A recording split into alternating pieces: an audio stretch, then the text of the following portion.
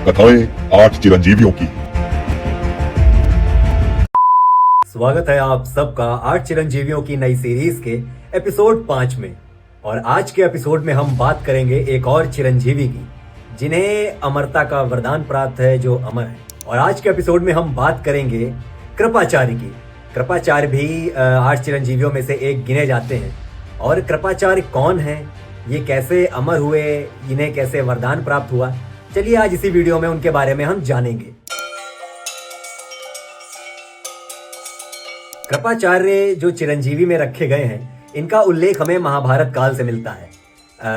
महाभारत काल में कहा जाता है जो ये कृपाचार्य हैं, ये कौरव और पांडव दोनों के गुरु बताए जाते हैं। यानी जिन्होंने अस्त्र विद्या जो थी वो इन्हीं ने ही सिखाई थी कौरवों और पांडवों को। तो ये तो रही देखिए कृपाचार्य की बात। चलिए कृपाचार्य की बात हम लोग शुरू से करते हैं कि आखिर इनका जन्म कैसे हुआ। देखिए कृपाचार्य के जन्म के विषय में कहा जाता है कि एक बार जो गौतम ऋषि हैं, गौतम ऋषि के पुत्र थे शरद्वान।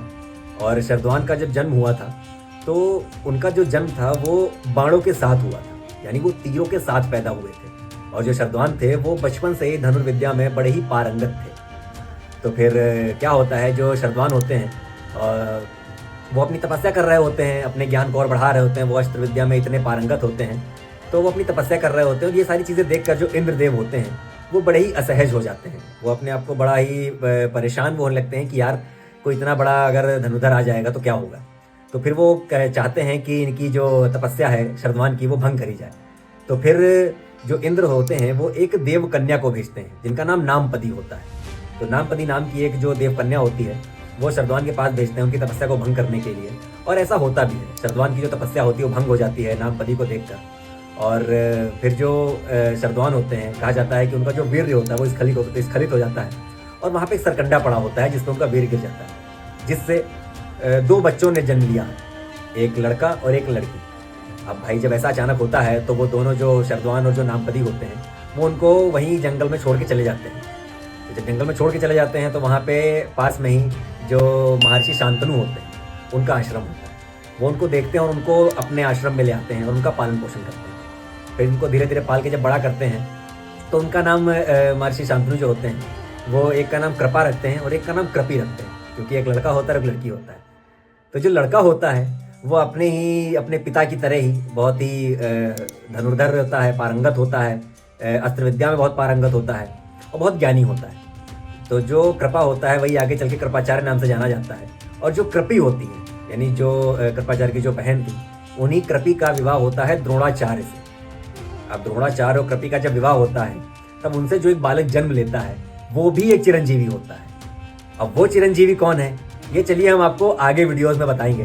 आज कृपाचार्य की बात करते हैं। तो इस तरह से कृपाचार्य का जो जन्म होता है, कहा जाता है कि भाई उनको उनके जो माँ बाप थे वहाँ छोड़ के चले गए थे और महर्षि शांतनु ही उनको पालते पोसते हैं। और कृपाचार्य अपने आप में बहुत ज्ञान होता है उनके पास, अपने पिता की तरह ही वो बहुत बड़े धनुर्धर होते हैं।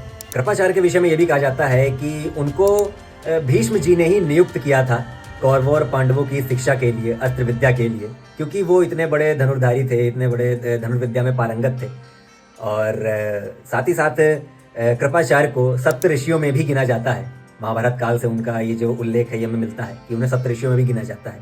साथ ही साथ कृपाचार्य एक वो व्यक्ति भी हैं जिन्होंने भगवान कृष्ण के विराट रूप के भी दर्शन किए थे। ये तो नहीं देखिए कृपाचार्य की बातें कि कृपाचार्य कौन थे, कैसे थे, वो इतने पारंगत क्यों थे और उन्होंने क्या क्या किया। अब बात आती है कि आखिर जो कृपाचार्य हैं वो उन्होंने मतलब उन्हें अमृत का वरदान कैसे प्राप्त हुआ। देखिए इनके कई उल्लेख मिलते हैं, भागवत पुराण से मिलता है हमें उल्लेख और महाभारत काल से मिलता है कि कहा जाता है कि कृपाचार्य जो हैं वो उन्हें उनकी गुणवत्ता, निष्कलंक और निष्पक्षता के लिए उन्हें अमृत का वरदान प्राप्त। यानी जिस तरह से उन्होंने कौरवों और पांडवों में बिना भेद किए एक समान शिक्षा दी थी, इसीलिए उन्हें अमृत का वरदान प्राप्त हुआ था। और कहा जाता है कि ये जो कृपाचार्य हैं ये आज भी धरती पर कहीं ना कहीं हैं।